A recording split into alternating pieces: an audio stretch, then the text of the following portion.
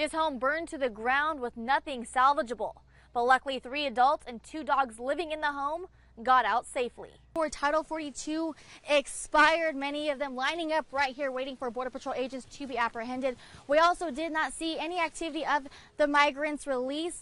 A fire burst into flames in this vacant building behind me, once known as Fiesta. Firefighters did say that homeless people do come here for shelter, and as of right now, this fire is suspicious. Speaking of carbs, what kind of carbs are we having today? We are going to have a funnel cake. Would you like to learn how to make it? I would love to. Let's do this. Alrighty. All right, guys, we're going to learn how to make a funnel cake. We are going to have our special batter. And it's been over a decade since the WNBA All-Star Game has been right here in Phoenix at the Footprint Center. So lots of anticipation. But before the big game, of course, tonight's going to be the WNBA Skills Challenge, where the players get to show off their stuff and show everybody what they got. Lifting weights is a great way to stay in shape, but for some, it's more than a competition. This is a kennel where Seal, the sick kitten, was taken from by a man and woman in medical scrubs who were asked to fill out an adoption form, but never filled out the paperwork. Security footage shows the man leaving abruptly with the kitten in his hand. Neighbor pointed out to the house of where the shooting happened, and that's right behind me where this black truck is parked. According to the Yuma Police Department, 7 people were involved in the shooting, and a 19-year-old and 20-year-old died. I'll be riding along with NTF Commander John Seaman to get a better understanding of what it takes to conduct a narcotic investigation and why the process is so time-consuming. I have the safety vest on for precaution. Let's go.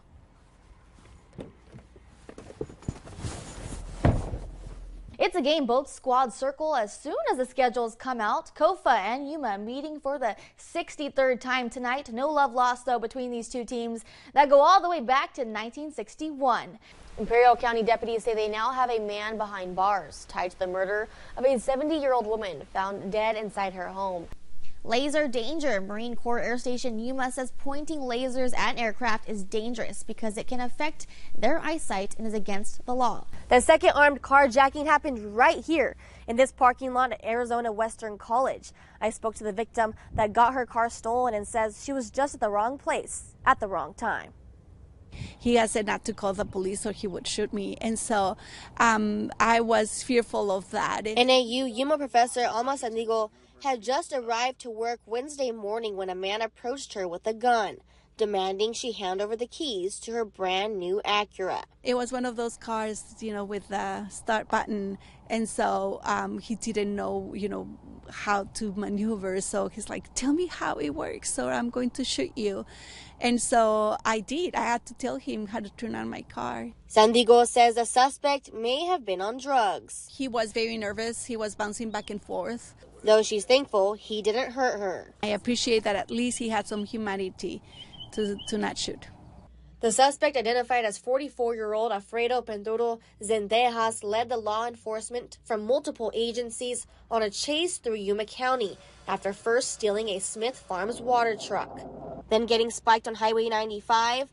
Following the AWC carjacking, he ditched the Acura he drove for more than 6 hours and stole a third car. He saw the DPS car come around. He did shoot at the DPS vehicle. He did fire another couple rounds, did not hit anybody, got into the vehicle, took off in that vehicle, which was a smaller silver car. After Zendejas stole the third car, this is how the chase ended. Zendejas made his way to County 15th Street and Avenue 3E, where he met a semi on 3E, and that was where the collision happened. Zendejas died at the scene. The semi-driver sustained no injuries. Court records reveal Zendejas has a criminal past in Yuma County dating back to 1998. This case is still an ongoing investigation. If you have any information, you're asked to call the Yuma Police Department. Reporting in Yuma, I'm Vanessa Gongora, 13 on your side. I want him to pay for what he did to my brother and my son. Calls for justice. It all happened right here at the Short Stop Car Wash. A candle visual is still on the side of the road, honoring those lives tragically cut short. Their family mourning 45-year-old Audelio Solorio and 27-year-old Devion Keyshawn Smith. Solorio was Smith's uncle. Smith's girlfriend was in the car when shots were fired Monday night. She says she ran out of the car and saw the former suspect near the bodies. He told me he had to do it. What else does that mean? You know, my husband, we weren't there for no longer than a minute. Jordan said her kids were in the car when the shooting happened and Devion was killed on his son's 8th birthday. She says she has evidence to prove who pulled the trigger. I have the picture of that little boy on my phone at 8:02. The former suspect's brother says he doesn't have a good relationship with his sibling. He shares his thoughts on how the police are handling this case. I feel like they're a lot on his side and they're taking his side more than anything, and they're just not even making it a big deal. We reached out to the Riverside County District Attorney's Office as to why the suspect was released. A response was sent to us saying, the case has been referred by our office back to the Riverside County Sheriff's Office Central Homicide Unit for further investigation. There are some questions our office has about the incident that the agency will be looking into. This is still an active and ongoing investigation. In the meantime, all the families have left are the memories of Solorio and Smith. He loved his kids. He loved his wife, his family. He was really happy. Oh, he was the best dad. He was the best dad. I could call him no matter what time. They ask for justice and for the person responsible to be put behind bars. It's not fair that my little girl, their dad, got taken away from them. She didn't even have a year full with him. Yo pido justicia. I just want justice. I don't want anything bad for anybody. The family says this is a nightmare they wish they could wake up from. If you have any information regarding this case, please contact the Riverside County Sheriff's Office. Reporting in Blythe, Vanessa Gongora, 13 on your side. Everybody knows somebody, but sometimes you may not know that somebody is going through it. Domestic violence comes physically, verbally, emotionally, and does not discriminate. One Imperial Valley victim shares her story in hopes of saving others. His word in Spanish was, acabas de entrar a tu propia tumba. Like, you just walk into your own coffin.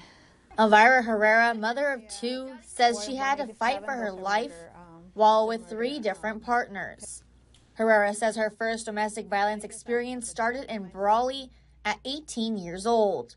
And from kicking me so much, I was held in my stomach screaming for him to please stop. So he stopped and I started bleeding a lot. The abuse so severe, she lost her baby. Herrera would later escape from him, but found herself in a similar situation down the road with her second husband. This time, she says he was trying to kill her. Survival mode. Herrera says she was beaten, raped, urinated on, and shot in the foot.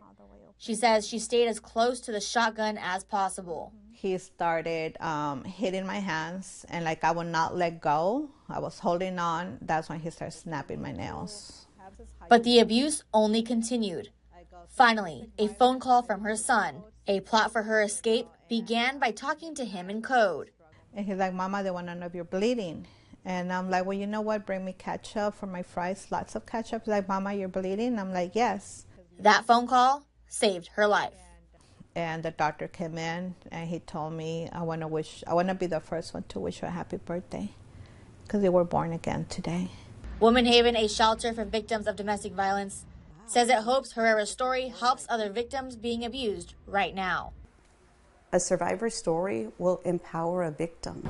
And as a survivor of domestic violence, I want other victims to know you are not alone. Even though you may feel trapped, there is always a way out and so many available resources to help keep you safe. The Imperial County's District Attorney's Domestic Violence Response Team works hand in hand with Woman Haven to keep victims safe. It's a multidisciplinary team consisting of a district attorney investigator, a victim witness advocate, a deputy district attorney, and a domestic violence counselor from Woman Haven. So what happens when the team is called to an incident? For us to show up and be able to put a face to somebody that's going to help guide you through the court process, and you know, some of these survivors, they need assistance, monetary assistance, they need housing. A lot of times they don't have a method of communication. What we've seen since 2018 is that the aggressors will break the cell phones, and so now they have no way to communicate with their family, with the outside world, And that's one of the things that we were able to offer them. Espino says many victims in Imperial Valley face challenges because of the language barrier and fear of deportation. But Espino reiterates resources are still available regardless of citizenship. There's programs in place where we get a hold of the Mexican consulate and help them get a U visa, which allows them to stay here while the criminal proceedings are ongoing. He adds that telling someone about the abuse, along with camera footage and documenting your evidence, is vital. When law enforcement is presented with evidence, then it just changes the whole dynamics, because now you're able to document and prove that something was occurring. When home is no longer safe, Woman Haven offers a place to escape the vicious cycle. A place for their children, a place for themselves, a place for quietness and peacefulness when home isn't a peaceful place anymore. Woman Haven even helps file restraining orders. You have to think that safety is your number one and that you need to get out, because one, he could get to a place to where he severely harms you or even kills you. Imperial County Behavioral Health Services describes some of the symptoms a victim will experience. One of the main ones can be anxiety-related symptoms. Under anxiety, they can have irritability, problems concentrating, problems with sleep, either they're sleeping too much or not sleeping enough, problems with eating. Behavioral Health Services provides therapy for victims. In therapy, they're going to help them to understand where the feelings, where the symptoms, where the negative thoughts come from, help them to understand whether there's a diagnosis that's related or not, and how they can better cope so it doesn't impair them in their lives. Herrera shares a message for survivors. Your scars are the medals of a war that you won, and you're still standing. After Herrera's traumatic experiences, she became an advocate for domestic violence, assisting victims in court, being there every step of the way. Each of these resources can help save a life, your life. You can find the information available on our website, KYMA.com. Reporting in Imperial Valley, I'm Vanessa Gongora, 13 on your side.